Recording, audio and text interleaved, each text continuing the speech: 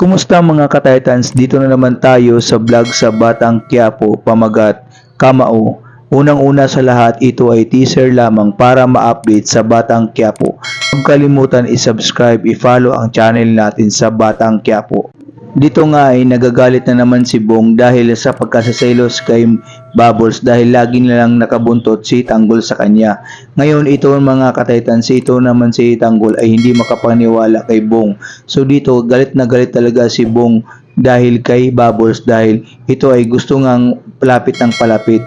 So dito naman mga ka-Titans, ito naman yung kasama ni Bong ay sinabi na wag muna tayo dahil mainit pa tayo sa kay Chief Espinas. So dito naman ang mangyari ito ng mga bakla na to is lagi na lang inano si Bong sa pamagitan ng pag may bagong pasok ay lagi lang inaaway. Ang sabi ng lolo ni Bubbles na makahanap din ng katapat ito si Bong dahil sa lagi lang panggugulo ito. At huwag natin pabayaan si Tanggol dahil ito ay tahimik lamang, baka siya yung titira nito. Sabi pa ni lolo ni Bubbles. Dito ay kinausap ni Jacob at saka ni Mendoza si Rigor regarding dito dahil ipopromote daw siya ni General Pacheco. Dito sa palengke dumating si Tinding at si Santino na kung saan ito si Santino ay maghahanap ng trabaho. Ngayon ang saya nila Tess at saka Noy dahil dumating si Tinding at dito ay humingi ng pasensya si Tinding sa pangyari dahil nandun siya sa limot na kung saan nasaktan siya kay Tanggol. At dito kinausap ng isang pulis ito si Rigor na kung saan hinahanap daw siya ni General Pacheco. At dito habang napagpag si Tinding ay nakita niya yung tarpaulin ni Tanggol na kung saan ay yung ginawa ni Roda.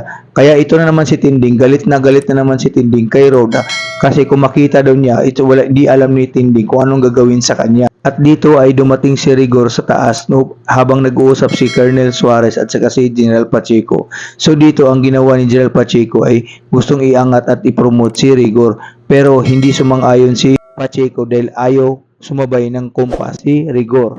At dito ay nakipagkita si Don Julio kay David o si Tanggol na kung saan ito di sa restaurant kasi gustong kamustahin lang ni Don Julio si Tanggol na kung saan pinaliwanag ito.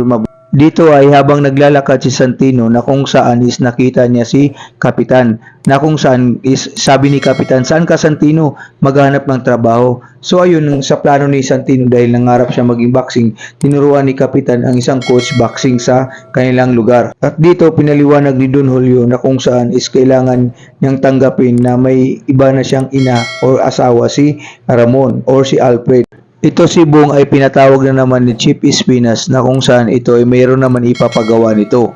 So dito, pumasok na sa loob sa selda ang mga grupo ni Tanggol at ito si Ben ay kinukumusta ito.